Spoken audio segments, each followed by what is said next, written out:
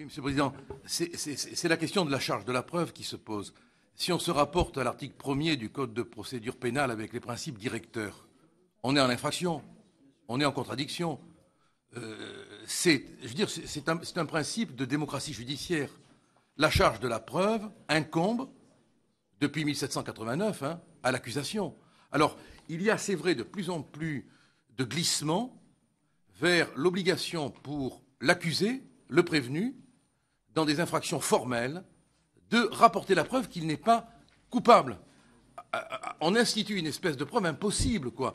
C'est les principes fondamentaux, et ça a été réinscrit dans le Code de procédure pénale à l'occasion des principes directeurs, auxquels tout le monde... De procédure pénale, oui.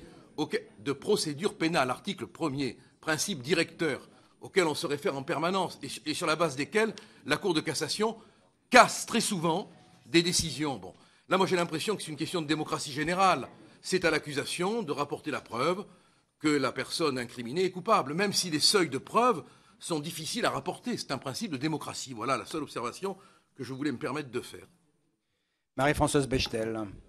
Président, je crois que cette dernière objection, contrairement aux précédentes, n'est pas recevable. Nous ne sommes pas du tout en matière de procédure pénale, nous sommes en matière administrative. Il faut respecter un certain nombre de règles, bien sûr, telles que les droits de la défense et la procédure contradictoire. Mais ce ne serait pas... Mais non, mais on est bien. Merci de me l'apprendre. Merci de me l'apprendre. Je ne savais pas. Mais les principes généraux s'appliquent d'une manière générale, je crois, non? Même aux procédures la Cour de cassation l'a dit à plusieurs reprises. Il ne me semble pas que Marie-Françoise Bechtel ait terminé son propos. Je crois qu'il serait utile de laisser Marie-Françoise Bechtel terminer son propos et d'éviter les dialogues et en voir un échange collectif. Nous ne sommes pas du tout dans la procédure pénale, bien sûr, procédure administrative qui demande que soit respecté en effet un certain nombre de droits, qui, je crois, le sont ici. Mais je voulais dire que je trouve aussi que la notion de préoccupation est un peu curieuse. Il n'est pas exclu qu'elle vienne de certaines décisions de l'autorité de la concurrence, mais il n'est pas de bonne légistique de mettre dans la loi du vocabulaire qui vient d'un opérateur. Et je me demande si on n'aurait pas pu écrire plus tôt, en haut de la page 5, qui est de nature à porter atteinte aux règles de concurrence. Parce que, et c'est pour répondre aussi à une objection qui a été faite, il appartient à l'autorité de la concurrence, au vu de ses pouvoirs, non pas d'apporter la charge de la preuve, mais d'apprécier une situation et de dire en vertu de quoi elle l'apprécie.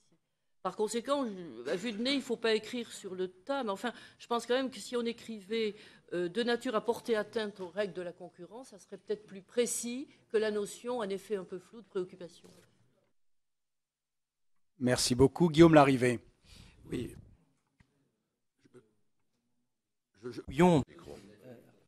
Il faut appuyer sur le micro. Je voudrais rappeler à notre collègue Bechtel que certes, nous ne sommes pas en matière pénale, on est dans le domaine d'une sanction administrative. Et naturellement, l'article 6 de la Convention européenne des droits de l'homme sur le procès équitable s'applique aussi en matière administrative. Et j'ai le sentiment que fonder tout un mécanisme de sanction administrative extrêmement intrusif sur, au fond, l'expression d'une espèce de sentiment, d'une préoccupation, me paraît pour le moins aléatoire, fragile au plan constitutionnel et fragile aussi au plan conventionnel. Gilbert Collard. Non, la seule observation que je voudrais faire, c'est que par principe, c'est ce qu'on apprend en première année de droit, les principes généraux s'appliquent.